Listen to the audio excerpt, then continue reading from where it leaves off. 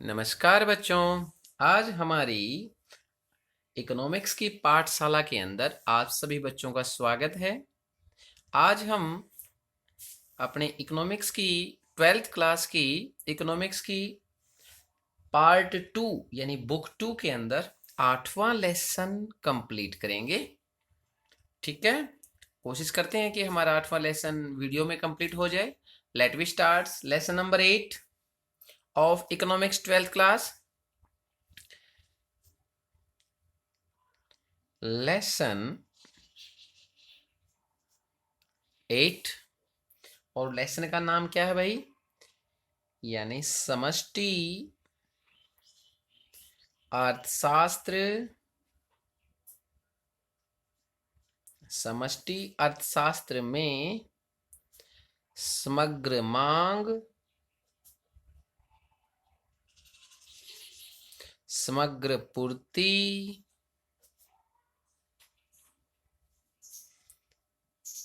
तथा संबंधित धारणाएं। क्लियर है? एग्रीगेट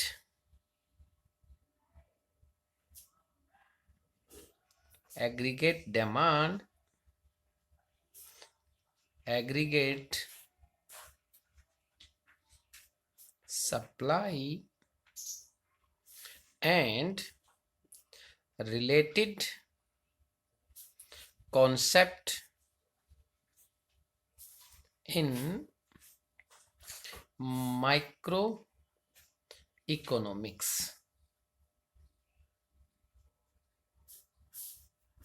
ठीक है, ये लेसन हम आज स्टार्ट कर रहे हैं। आशा है आप इसको अच्छी तरह बार बार रिवीजन करके, अच्छा लेसन है, इसको करने से आपको ये महसूस होगा हाँ हमने माइक्रोमिक्स इकोनॉमिक्स की है।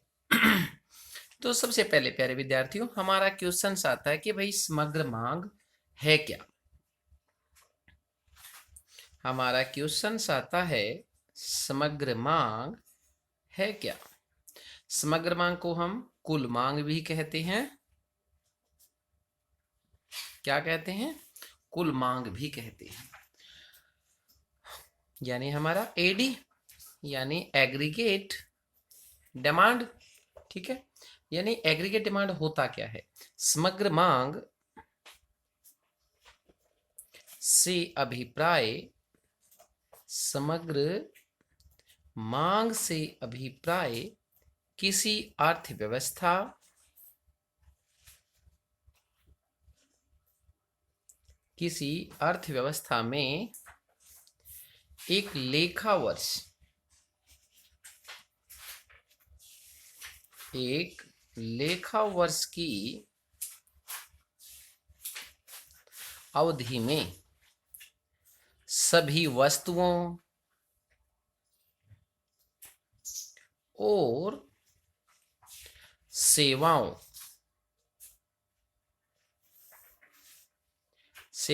की समग्र मांग से है। यानी एक लेखा वर्ष में, एक वर्ष की अवधि में, एक लेखा वर्ष में, जिसका हमने लेखा जोखा एक ईयर जो कंप्लीट होता है ना, यानी 1 अप्रैल से लेकर 31 मार्च तक, इस लेखा वर्ष में एक अर्थव्यवस्था में सभी प्रकार की वस्तुओं और सेवाओं की समग्र मांग से है। जो वस्तुओं की भी हो सकती है और सेवाओं की भी हो सकती है, सभी का एकजुट होना, सभी का इकट्ठा डिमांड करना क्या कहलाता है? समग्र मांग कहलाता है। और समग्र मांग के 2 टाइप्स हैं। समग्र मांग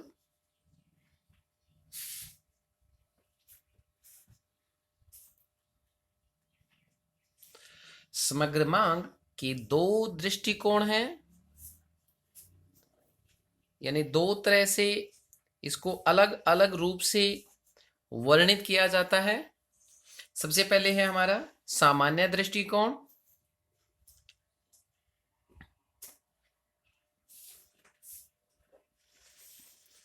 पहले क्या है? सामान्य दृष्टिकोण।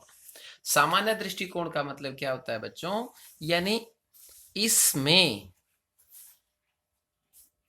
समग्र मांग, ध्यान रखना भाई इसका, इसमें समग्र मांग कीमत से संबंधित है, कीमत से संबंधित है। यानी मांग में जो डिफरेंस आएगा वो कीमत के द्वारा आएगा। ठीक है, यानी सामान्य दृष्टिकोण जो कीमत से डिफरेंस से समग्र मांग में डिफरेंस आए उसको हम क्या कहते हैं, सामान्य दृष्टिकोण। एंड सेकेंडली क्या है हमारा केंजियन दृष्टिकोण। क्या है ये, केंजियन दृष्टिकोण। जे एम केंज के द्वारा जो दृष्टिकोण है, जे एम केंज ने जो इसकी परिभाषा दी है, इसको किस प्रकार समझाया है, उसको हम केंजियन दृष्टिकोण के रूप में लिखते हैं। केंजियन दृष्टिकोण यानी इसमें जो केंज करवाएगा, इसके अंदर समग्र मांग आय एवं वैसे संबंधित, आय एवं वैसे संबंधित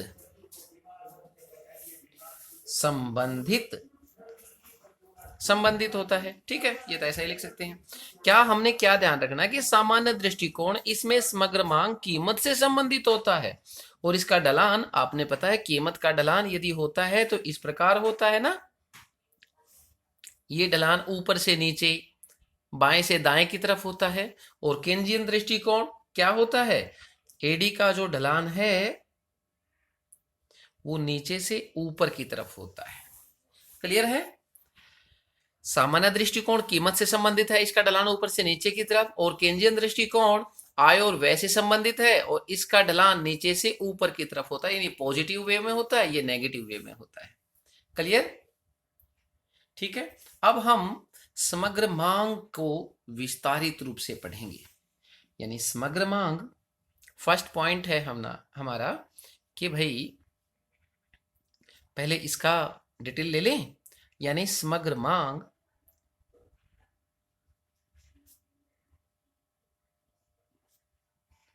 सामान्य दृष्टिकोण में समग्र मांग,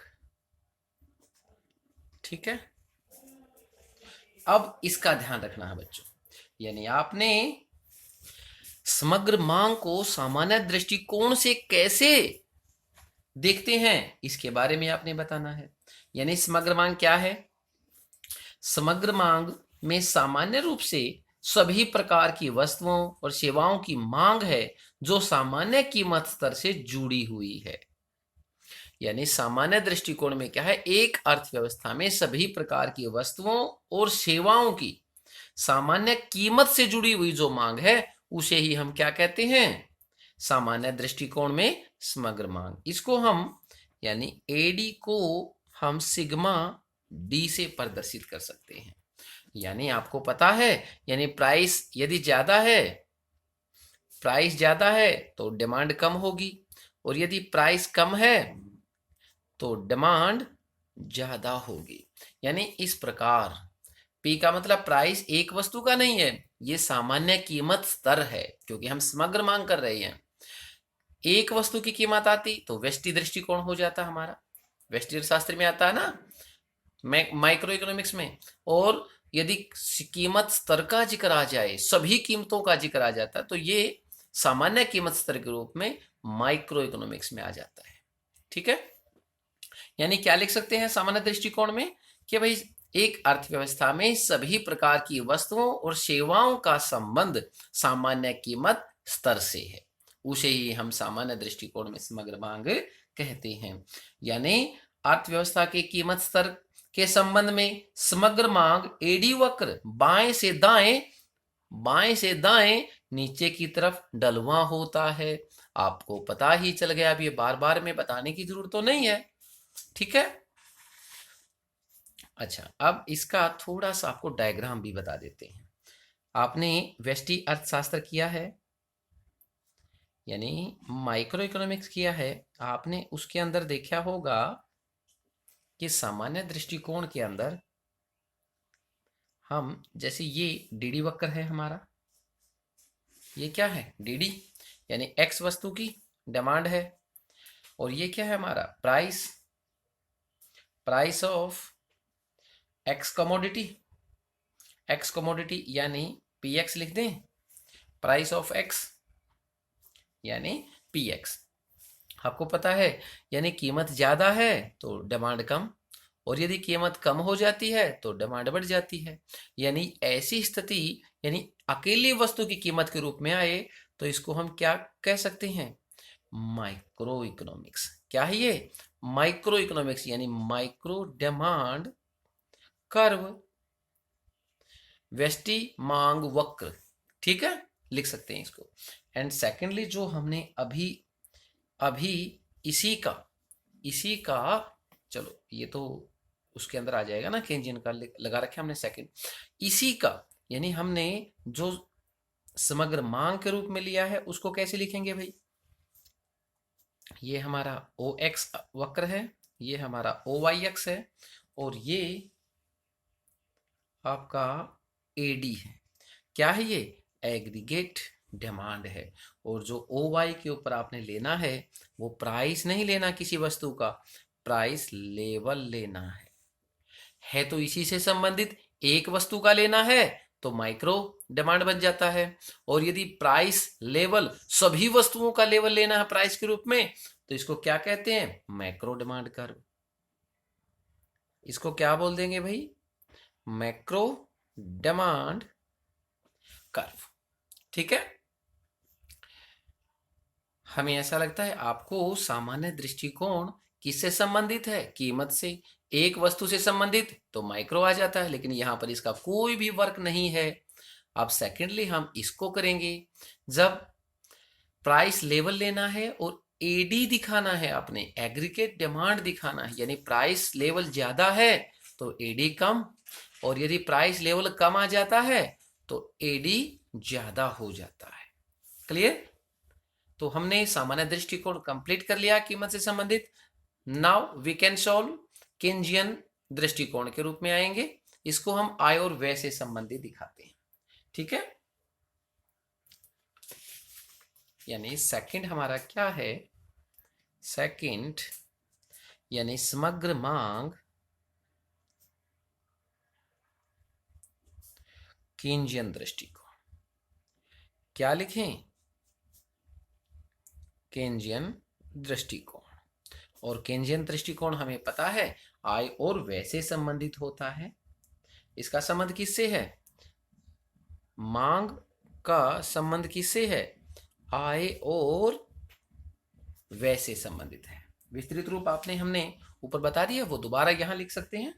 ठीक है, और इसका ढलान कैसा होता है यह भी आपको बताया हमने ऊपर, यानी इसका ढलान नीचे से ऊपर की तरफ होता है। क्लियर है, ये एडी ही है जो नीचे से ऊपर की तरफ जाता है। और प्यारे विद्यार्थियों एक चलो हम इसका बना ही देते हैं एक बार, इसके अंदर छोटी सी चीज हमें और समझ में आती है कि भाई ये आप गलती कर सकते हैं, इसलिए हम इसको बना देते हैं। ठीक है, अच्छा ये तो आप देख सकते हैं ना, यहाँ पर आउटपुट लिखते हैं यानी क्वांटिटी लिखते हैं, हमारा क्वांटिटी ये यहाँ रह गया ना, और यहाँ पर आप बोलते सर आपने ये तो बताया नहीं, यहाँ पर एडी लिखेंगे, एग्रीगेट डिमांड आ जाएगी, और यहाँ पर ओ एक्स पर आपकी इनकम यानी आय एंड एम्प्लॉयमेंट आ जाती है। क्या आ जाती है, ईएमपी एम्प्लॉयमेंट। क्लियर है, एम्प्लॉयमेंट आ जाती है। जब इसको दर्शाएंगे यानी एडी दिखाना है तो आपने सिर्फ ये इस बात का ध्यान रखना है कि भाई एडी आपने जीरो यानी ओ पॉइंट से नहीं दिखाना, क्योंकि एडी कभी भी शून्य नहीं हो सकती।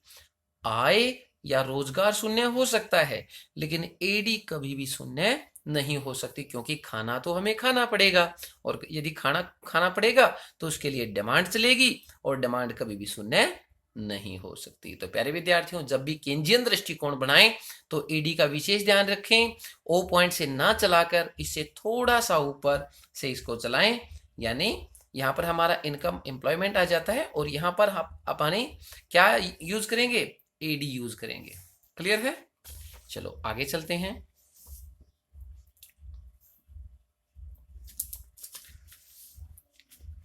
यानी हमने दो चीजें पढ़ी अभी तक। क्या पढ़ा है? यानी एक तो सामान्य दृष्टिकोण पढ़ लिया और दूसरा केंजियन दृष्टिकोण पढ़ लिया। तो अब हमने समग्र मांग का मेजरमेंट दिखाना है आपको। क्या दिखाना है? मेजरमेंट। समग्र मांग का माप, मेजरमेंट ऑफ एडी। ठीक है, अब इसका मेजरमेंट दिखाते हैं। यानी लोग वस्तुओं और सेवाओं की कितनी मांग करते हैं, यह इस बात पर निर्भर करता है कि लोग वस्तुओं और सेवाओं पर कितना खर्च करते हैं। यानी मांग किस बात पर निर्भर करती है? यानी मांग खर्च पर निर्भर करती है। यानी लोग, मांग का संबंध किससे है? खर्च से है। लोग कितनी वस्तुओं और सेवाओं की मांग करते हैं, ये इस बात से संबंधित है कि लोग उस वस्तुओं पर कितना खर्च करना चाहते हैं। ठीक है, यानी हम इसी के द्वारा, यानी व्यय विधि के द्वारा हम इसका माप करेंगे। किसके द्वारा करेंगे? व्यय विधि के द्वारा इसका माप करेंगे। यानी समग्र मांग के घटक क्या हैं? समग्र मांग के घटक, इसके जो कंपोनेंट्स हैं वो लेने पड़ेंगे भाई। घटक क्या क्या है? यानी एडी, जब हमने एडी निकालना है तो क्या करेंगे? सी प्लस आई। कंजप्शंस प्लस इन्वेस्टमेंट को ऐड कर देंगे। ठीक है, कंजप्शंस प्लस इन्वेस्टमेंट को ऐड कर देंगे। और यदि हम एडी दूसरी तरह मापेंगे तो सी प्लस आई प्लस जी प्लस एक्स माइनस एम, इसको भी ऐड करेंगे। सर ये दो तरह के कैसे आ गए? यानी ये तो तब आता है जब सरकार का हस्तक्षेप नहीं होता। यानी सरकार के बिना बंद अर्थव्यवस्था, बंद अर्थव्यवस्था यानी क्लोज्ड इकोनॉमी, सरकार भी नहीं होती है, गवर्नमेंट भी नहीं है हमारी, और दूसरे देशों के साथ जो एक्सपोर्ट इंपोर्ट होना है ना, वो भी नहीं होता। तो हम एडी को किस तरह मापेंगे? सी प्लस आई के द्वारा। और जब हमने एडी, हमारी गवर्नमेंट भी है और हम एक्सपोर्ट इंपोर्ट भी कर रहे हैं, तो इसको बोलेंगे हम सरकार के साथ, सरकार के साथ खुली अर्थव्यवस्था। क्या बोलेंगे इसको? खुली अर्थव्यवस्था। तो प्यारे विद्यार्थियों, आपको समग्र मांग के घटक पता चल गया होगा। सी मीनिंग्स क्या होता है? कंजप्शंस, यानी उपभोग पर जो खर्च किया जाता है, हमारी यूज करने की वस्तुएं हैं, खाने पीने की जो वस्तुएं हैं, उस पर जो खर्च किया जाता है उसको कंजप्शंस के तौर पर लेते हैं। आई, हमारा जो इन्वेस्टमेंट के रूप में जो खर्च करते हैं, निवेश, जो कंपनी के अंदर निवेश किया जाता है अपनी कंपनी को बढ़ाने के लिए, उस पर जो खर्च किया जाता है उसको हम निवेश के तौर पर, इन्वेस्टमेंट के तौर पर लेते हैं। और जी के तौर पर क्या लेते हैं? गवर्नमेंट एक्सपेंडिचर, यानी सरकारी व्यय। सरकार भी कई तरह के व्यय करती है, तो उसको हम सरकारी व्यय के तौर पर लेते हैं। और ये क्या है? एक्स मीन एक्सपोर्ट यानी निर्यात, एंड इंपोर्ट मीन आयात। जितना हमने निर्यात किया उसके अंदर से जितना आयात किया, दोनों को डिफरेंस करेंगे। ये नेगेटिव में भी हो सकता है, पॉजिटिव में भी हो सकता है, वो इसके अंदर ऐड कर देंगे। क्लियर? तो ये हमारी समग्र मांग को मेजरमेंट करने के घटक हैं। आपको इन चीजों का पता होना चाहिए कि इसके मेजरमेंट के घटक क्या हैं।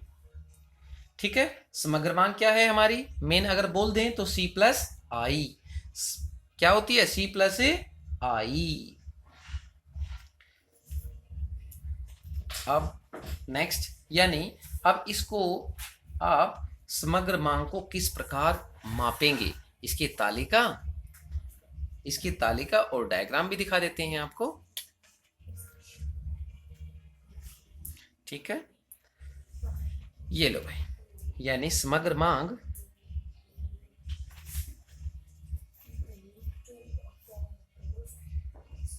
समग्र मांग अनुसूची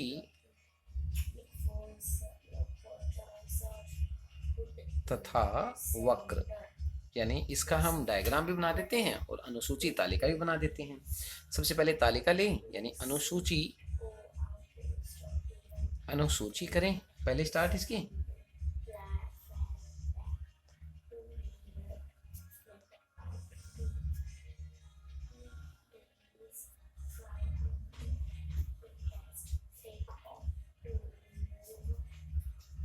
ये हमारे इनकम के तौर पर लिया गया है और ये हमारा एडी को दर्शाता है। ठीक है, जब आपकी आय शून्य है, यदि हमारी जो इनकम है अगर वो शून्य है तो भी एग्रीगेट डिमांड शून्य नहीं हो सकती। अभी आपको बोला हमने, यह हमेशा पॉजिटिव बनी रहती है, कुछ ना कुछ हमें जरूरत पड़ती रहती है। 80-20 भाई, जब आय थोड़ी सी बढ़कर 10 हो जाती है तो एडी में थोड़ा सा डिफरेंस आ जाता है 25। आय बढ़कर 20 हो जाती है, ये 30, अब ये 30 हो जाती है 35, अब इनकम बढ़कर 40 हो जाती है तो एडी भी बढ़कर हमारा 40 हो जाता है, एंड इनकम बढ़कर 50 एंड एग्रीगेट डिमांड 45, इनकम बढ़कर 60 एंड एग्रीगेट डिमांड बढ़कर हमारा 50 हो जाता है। यानी हमने क्या समझा कि भाई कभी भी आय शून्य होने पर भी हमारी एग्रीगेट डिमांड शून्य नहीं होती है, हमेशा पॉजिटिव बनी रहती है। ठीक है, दूसरी बात क्या सीखी, जिस प्रकार आय बढ़ती है हमारा एग्रीगेट डिमांड भी बढ़ता है। और क्या सीखा, जिस प्रकार हमारी आय जितनी तेजी गति से बढ़ती है हमारी एग्रीगेट डिमांड उतनी तेजी गति से नहीं बढ़ती, बढ़ती तो है लेकिन इनकम के अकॉर्डिंग धीरे बढ़ती है। ठीक है, यानी हमने इसके अंदर 3 चीजें समझ में आनी चाहिए, ये आपको अच्छी तरह ध्यान रखना है। यानी आय में होने वाली वृद्धि की दर व्यय में होने वाली वृद्धि की दर से अधिक होती है। आय में तेजी से वृद्धि होती है और जबकि व्यय के अंदर हमारी तेजी से वृद्धि इतनी तेजी से नहीं होती जितनी आय में वृद्धि होती है। ये व्यय जो एग्रीगेट डिमांड है, ये व्यय में वृद्धि होती तो है लेकिन जो हमारी इनकम है इससे कम होती है। चलो इसको हम एक डायग्राम की सहायता से इसको दर्शा सकते हैं। देखो, यानी हम यही आपका डायग्राम बना देते हैं। ये हमारा OY अक्ष है, ये OX अक्ष है, OX OY अक्ष। ठीक है, और हमारा इनकम तो हमारी 0 हो सकती है, आपको पता है इनकम हमारी 0 हो सकती है क्योंकि अगर हमारे पास कोई इनकम का सोर्स ही नहीं है तो हमारी 0 होगी। लेकिन आपको पता होना चाहिए, चलो यहां देखते हैं एक बार। आपने क्या देखा कि यहां पर 40 है, यहां पर 40 है, यानी 40 के ऊपर हमारे इनकम और एक्सपेंडिचर दोनों इक्वल हो जाते हैं। क्या हो जाते हैं? दोनों इक्वल। और इनकम यदि 0 है तो एक्सपेंडिचर कहां से स्टार्ट होता है? 20 से स्टार्ट होता है। क्या 10 20 ले लें? 10 20 30 40 50 60। और यहां पर भी ये क्या लिया हमने? एग्रीगेट डिमांड है। और यहां पर क्या है? हमारी इनकम है। इनकम 10 20 30 40 50 60। देखो अब आपने क्या करना है, ये 40 इक्वल दिखाना है तो 40 को थोड़ा सा यहां तक लेके चले और 40 यहां तक लेके चले। तो आपको पता होना चाहिए ये इसको इस प्रकार बनाना है कि हमारी 40 के ऊपर दोनों की दोनों इक्वल हो जाएं। ये हमारी एडी आ जाती है, यानी 20 से स्टार्ट होती है हमारी एडी, 0 नहीं होती है तो 20 से स्टार्ट कर देते हैं और 40 के ऊपर दोनों के दोनों इक्वल हो जाती हैं। इसको आप अपने शब्दों में लिखेंगे।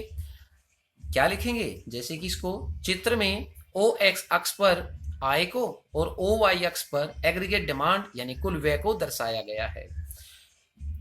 आय जीरो से स्टार्ट होकर नीचे से ऊपर की तरफ बढ़ती हुई दिखाई देती है, और हमारा जो एक्सपेंडिचर है कुल वह 20 से स्टार्ट होकर नीचे से ऊपर की तरफ बढ़ता है। जहां पर हमारा आय वक्र और एडी वक्र एक दूसरे को काटते हैं, वह बिंदु हमारा पीई या संतुलन का बिंदु होता है। यानी यहाँ पर हमारी एग्रीगेट डिमांड भी 40 है और हमारी इनकम भी 40 है। यानी इससे नीचे आएंगे तो उसकी इनकम कम है, यानी नेगेटिव के रूप में हो जाएगा। इनकम कम है, एक्सपेंडिचर ज्यादा है, और जब इसके ऊपर जाएंगे तो पॉजिटिव आ जाएगा, यानी एक्सपेंडिचर कम है और इनकम ज्यादा है। यहाँ पर उसके पास सेविंग होने लगी, यहाँ पर या तो किसी से डेब्ट उधार लेता ऋण लेगा, या उसकी सेविंग्स जो अकाउंट्स में पड़ी है वो खत्म होनी स्टार्ट हो जाती है। यानी ये कंप्लीट है। आप इसको अपने शब्दों में आप जैसा चाहें इसको लिख सकते हैं। ठीक है, तो प्यारे विद्यार्थियों, हमारा जो समग्र मांग का माप था वो कंप्लीट हो गया है। नाउ समग्र मांग के घटक कौन कौन से हैं जो इसका जो निर्धारित करते हैं। समग्र मांग हमने अभी अभी आपने पढ़ा है, उसको विस्तृत रूप से बताते हैं आपको। यानी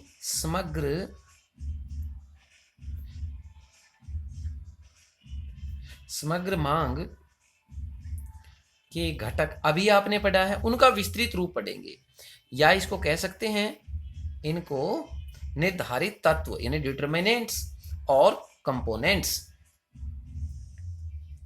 निर्धारित तत्व, कंपोनेंट्स भी बोल सकते हैं इसको। ठीक है, अब आपने अभी अभी हमने आपको पीछे बताया था, क्या बताया था कि भाई एडी के जो घटक हैं वो क्या हैं। एक तो सी यानी हमारा कंजप्शन एक्सपेंडिचर, घरेलू व्यय, प्लस आई यानी investment, plus G government expenditure, and X minus M export minus import. अभी अभी आपको बताया था। यानी ये क्या है, घरेलू उपभोग पर व्यय, उपभोग पर व्यय, व्यय विधि द्वारा कर रहे हैं ना। ये क्या है, ये हमारा निवेश व्यय। क्या है ये, निवेश व्यय। जी ये हमारा सरकारी उपभोग व्यय, सरकार जो खर्च करती है।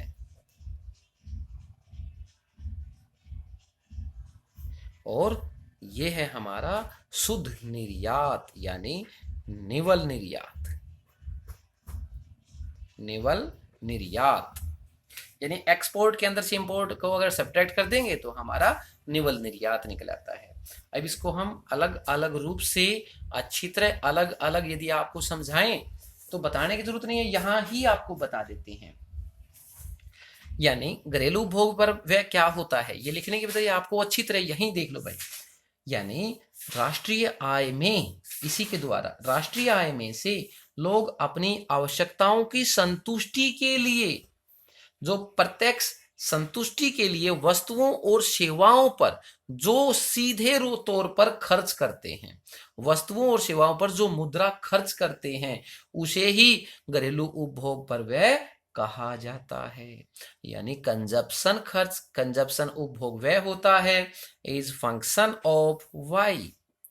कंजप्शन के ऊपर यानी अपनी आय का जो भाग खर्च करते हैं उसे ही हम घरेलू उपभोग व्यय कहते हैं। सिंपल। ठीक है, यानी अब क्या है हमारा निवेश। निवेश से अभिप्राय पूंजीगत वस्तुओं में होने वाली वृद्धि है। यानी हमारे पास यदि 2 मशीनें हैं और हम 3 मशीनें कर लेते हैं तो हमारी पूंजीगत स्टॉक में क्या हो गई, हमारी वृद्धि हो गई ना पूंजी में। 2 मशीनें थी 3 मशीनें हो गई, एक मशीनें को ज्यादा हमने खर्च कर दिया उसके ऊपर, तो उसको हम इन्वेस्टमेंट एक्सपेंडिचर बोलते हैं, निवेश व्यय। और गवर्नमेंट उपभोग व्यय ये क्या होता है, यानी सरकार बहुत सी वस्तुओं और सेवाओं की मांग कई कारणों से करती है, जैसे सार्वजनिक हित के कार्य, सड़क बनवाना, स्कूल बनवाने, स्वास्थ्य, सिंचाई, बिजली आदि, कानून व्यवस्था को बनाए रखना, न्याय देने के लिए, विदेशी आक्रमणों से सुरक्षा प्राप्त करने के लिए किया गया खर्च। यानी सरकार अनेक प्रकार से अनेक योजनाओं पर अपनी खर्च करती है यानी व्यय करती है। उन सभी के योग को गवर्नमेंट एक्सपेंडिचर के तौर पर लिया जाता है। क्लियर है। एंड लास्ट एंड फाइनल, आपको इसका तो पता है शुद्ध निर्यात क्या होता है। हम दूसरे देशों को जो निर्यात करते हैं तथा दूसरे देशों से जो आयात होता है, उन दोनों के डिफरेंस को शुद्ध निर्यात कहा जाता है। यानी शुद्ध निर्यात इक्वल टू निर्यात माइनस आयात।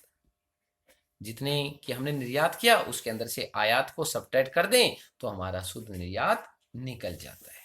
तो प्यारे विद्यार्थियों, आशा है आपको एडी अच्छी तरह समझ में आई होगी। हमारा एडी का चैप्टर समाप्त होता है।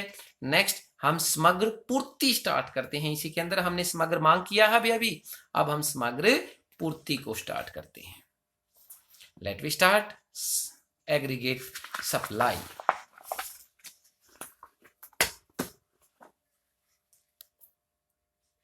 यानी एग्रीगेट सप्लाई, समग्र पूर्ति। एग्रीगेट सप्लाई, ठीक है। एग्रीगेट सप्लाई क्या होता है? समग्र पूर्ति से अभिप्राय, यानी क्या है ये? समग्र पूर्ति। समग्र पूर्ति से अभिप्राय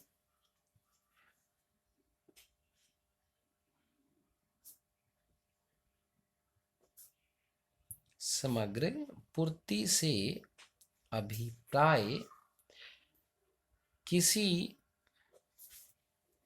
अर्थव्यवस्था में, किसी अर्थव्यवस्था में एक वर्ष की, एक लेखा वर्ष वही है भाई, एक वर्ष की अवधि में उत्पादित समग्र अंतिम वस्तुएं, ध्यान रखना अंतिम वस्तुएं बोला हमने, अंतिम वस्तुओं और सेवाओं, सेवाओं के मौद्रिक मूल्य से है। इसे राष्ट्रीय उत्पाद या राष्ट्रीय आय भी कहा जाता है। और इसी के अंदर से जो हमने मौद्रिक सेवाएं, मौद्रिक मूल्य किया है, इसी के अंदर से हमने लगान, ब्याज, लाभ और मजदूरी की भी अदायगी करनी पड़ती है। यानी समग्र पूर्ति क्या होती है? समग्र पूर्ति से अभिप्राय किसी अर्थव्यवस्था में एक लेखा वर्ष की अवधि में वो सभी प्रकार की उत्पादित वस्तुएं और सेवाओं की अंतिम वस्तुओं और सेवाएं, यानी उत्पादित सभी प्रकार की समग्र अंतिम वस्तुओं और सेवाओं के मौद्रिक मूल्य से है। और इसी के अंदर से इसको क्या कहते हैं? राष्ट्रीय उत्पाद भी कह सकते हैं, ठीक है, या राष्ट्रीय आय का रूप भी ले सकते हैं। और इसी के अंदर से लगान, ब्याज, लाभ और मजदूरी का भी अदायगी करनी पड़ती है। राष्ट्रीय लेखांकन के ज्ञान के आधार पर यह कहा जा सकता है कि समग्र पूर्ति की धारणा मूल्य वृद्धि की है। मूल्य वृद्धि की जाती है इसके अंदर। मूल्य वृद्धि की धारणा उत्पादन लागत का प्रतिनिधित्व करती है। हम जानते हैं कि उद्यमी रोजगार के निश्चित स्तर पर तभी उत्पादन करेंगे जब उन्हें अपने उत्पादन की बिक्री से उत्पादन लागत अवश्य प्राप्त हो, अन्यथा वे उत्पादन बंद कर देंगे। यानी अगर उसे लगान, ब्याज, लाभ या मजदूरी भी प्राप्त नहीं होगा तो उत्पादन करना बंद कर देंगे। तो एएस को मापने का हमारा फार्मूला क्या है? यानी AS equal to C plus S. AS mean aggregate supply, समग्र पूर्ति, इक्वल टू कंजप्शन जो हमारा उपभोग है, प्लस एस, एस का मीनिंग सेविंग यानी बचत, ठीक है, बचत के तौर पर लिया जाता है। यानी एक अर्थव्यवस्था में एक लेखा वर्ष में वस्तुओं और सेवाओं के प्रवाह को समग्र पूर्ति कहा जाता है, ठीक है। यानी इसकी अगर परिभाषा आपको लिखनी पड़े तो यही परिभाषा आप लिख सकते हैं। एक अर्थव्यवस्था में एक लेखा वर्ष में वस्तुओं और सेवाओं के प्रवाह को समग्र पूर्ति कहा जाता है। समग्र पूर्ति कहा जाता है। समग्र पूर्ति का जो व्यवहार है वो क्या है, यानी दो तत्व हैं समग्र पूर्ति के व्यवहार के। समग्र पूर्ति व्यवहार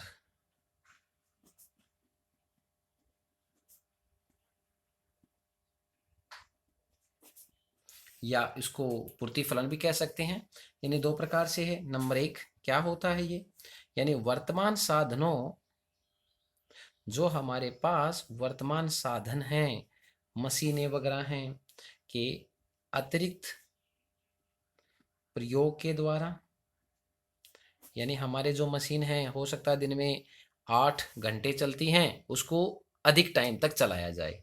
या सेकेंडली है तकनीकी सुधार द्वारा, यानी हमारी जो टेक्निक है उसके अंदर सुधार किया जाए।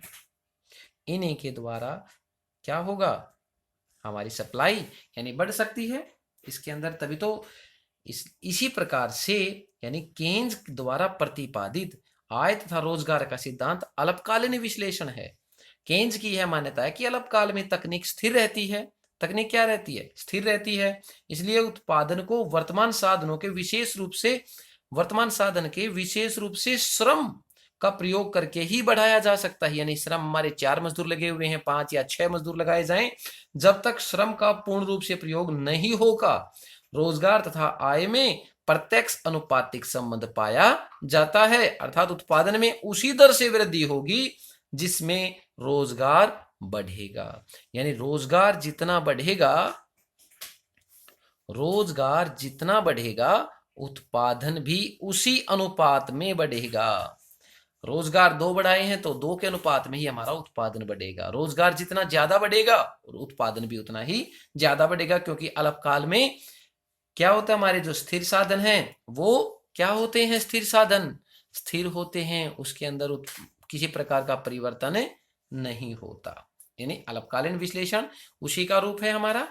ठीक है, अब इसको हम एक तालिका के द्वारा आपको दर्शा सकते हैं, यानी किस प्रकार हमारा रोजगार बढ़ेगा और उत्पादन बढ़ेगा, इसी को हम एक तालिका के द्वारा समझाते हैं। यानी सबसे पहले यहां आपकी अनुसूची बना देते हैं और इसी के साइड में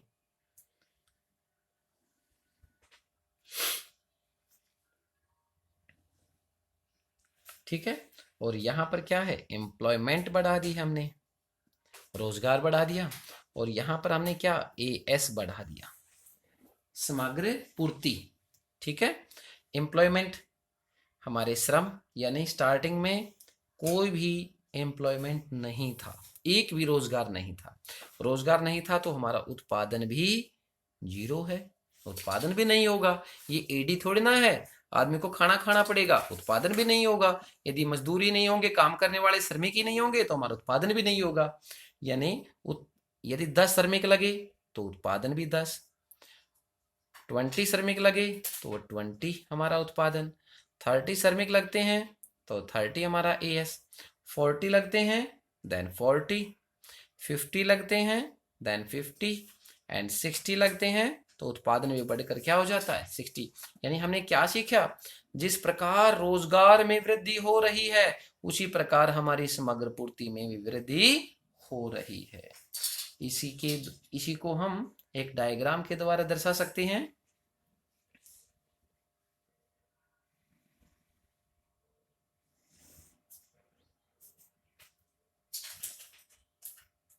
ठीक है, यानी 0 से स्टार्ट होते हैं भाई सारी चीजें, तो हमारी यहाँ भी 0 से स्टार्ट होगी अब तो, क्योंकि एएस भी 0 है और एम्प्लॉयमेंट भी 0 है। यहाँ पर हम क्या ले लेते हैं, एम्प्लॉयमेंट ले लेते हैं, और यहाँ पर एएस को माप लेते हैं। वही हमारा 10, 20, 30, 40, 50 एंड 60 हेयर ओ एक्स अक्ष पर क्या मापेंगे? एम्प्लॉयमेंट। 10, 20, 30, 40, 50, 60। यानी अगर 10 है तो 10, 20 है तो 20, 30 है तो 30, 40 है तो 40, 50 है तो 50 एंड 60 है तो 60 होगी हमारा। क्लियर है? यानी इसको हम क्या ऐसे ही लिख सकते हैं ना, या नहीं लिख सकते आप? इसको आप ऐसे बना सकते हैं। सभी को अगर मैच करें तो हमारा इक्वल आएगा। ठीक है, ये हमारा क्या हो गया भाई? समग्र पूर्ति हो जाती है। ये हमारी क्या हो गई? समग्र पूर्ति। अब समग्र पूर्ति का फलन, यानी समग्र पूर्ति है हमारी, उसका फलन क्या होता है उसके तौर पर पढ़ते हैं। समग्र पूर्ति फलन अगर केंजियन दृष्टिकोण से पढ़ें, इसके भी दो दृष्टिकोण हैं हमारा, केंजियन एंड सामान्य दृष्टिकोण। क्लासिकल रूप से आ जाएगा ना हमारा परंपरावादी दृष्टिकोण। समग्र इसके अंदर क्या होगा, यानी हमारा डायग्राम के द्वारा दर्शाएंगे आपको, दोनों डायग्राम के द्वारा बताते हैं। अभी अभी आपने ए एस का अभी अभी डायग्राम सीखा है, इसी के ऊपर आधारित है ये। यानी हमारा क्या है, यहाँ पर एम्प्लॉयमेंट ले लेते हैं और यहाँ पर ए एस ले लेते हैं। यानी हमारा 0 से स्टार्ट होता है और एक पॉइंट के बाद यह रुक जाता है और यह बिल्कुल स्ट्रेट लाइन बन जाता है ओ वाई अक्ष के पैरेलल, और इसको कहते हैं हम ए एस, और ये हमारा एम्प्लॉयमेंट को दर्शाता है। ये 45 डिग्री एंगल पर है, ध्यान रखना 45 डिग्री एंगल पर चलता है ये। यानी इससे हमें क्या क्या पता चला, यानी उस बिंदु से ए बिंदु तक समग्र पूर्ति का ढलान ऊपर की ओर है, बिल्कुल बढ़ता हुआ दिखाई देता है। पूर्ण रोजगार के स्तर पर यहां पर पूर्ण रोजगार प्राप्त हो जाता है। यहां पर जितने व्यक्ति हमारे बेरोजगार थे सभी को रोजगार मिल गया। पूर्ण रोजगार के प्राप्त होने के पश्चात यह एक बिल्कुल ऊर्ध्वाधर लाइन बन जाती है, यानी बिल्कुल स्ट्रेट लाइन बन जाती है। दिखाई दिया? यानी इसके बाद क्या होगा? समग्र पूर्ति नहीं बढ़ रही है, समग्र पूर्ति बढ़नी बंद हो जाती है। क्यों बंद हो जाती है? क्योंकि सभी साधनों का पूर्ण प्रयोग कर लिया गया है, पूर्ण रोजगार प्राप्त हो गया है। जब रोजगार ही नहीं बढ़ेगा तो हमारा एएस भी नहीं बढ़ेगा। यानी हमने अभी क्या सीखा था पीछे, जैसे जैसे हमारा एम्प्लॉयमेंट बढ़ता है वैसे वैसे हमारा एएस भी बढ़ेगा। लेकिन पूर्ण रोजगार के बाद यदि एएस को हम बढ़ाना चाहें तो एएस नहीं बढ़ेगा, इसलिए स्ट्रेट लाइन है, इसमें कोई इंक्रीमेंट नहीं होगी क्योंकि हमारा पूर्ण रोजगार प्राप्त हो चुका है। इसके बाद हम श्रमिक को नहीं बढ़ा सकते, और श्रमिक नहीं बढ़ा सकते तो हमारा एएस भी नहीं बढ़ सकता। तो प्यारे विद्यार्थियों, ये केंजियन दृष्टिकोण आपको लगता है, हमारे दृष्टिकोण से भी लगता है कि हमारा अच्छी तरह बताने में सफल हुए हैं। और यदि आपको फिर भी अगर इसमें कोई प्रॉब्लम आती है आप हमें पूछ भी सकते हैं।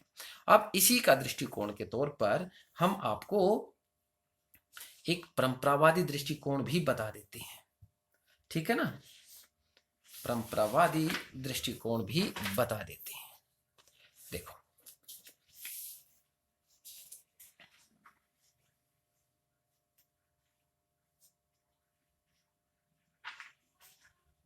बताएं, चलो उसको ज़्यादा ज़रूरी नहीं है, आप ना चाहें तो उसको बताने की ज़रूरत नहीं है, आप ज़्यादा पजलिंग हो जाएंगे, आप रहने दो इनको। ठीक है ना, आप ज़्यादा इसको ना करें, रहने दो उसको। आप यहीं तक अपनी वीडियो कंप्लीट कर लेते हैं। तब तक के लिए have a good day, have a nice.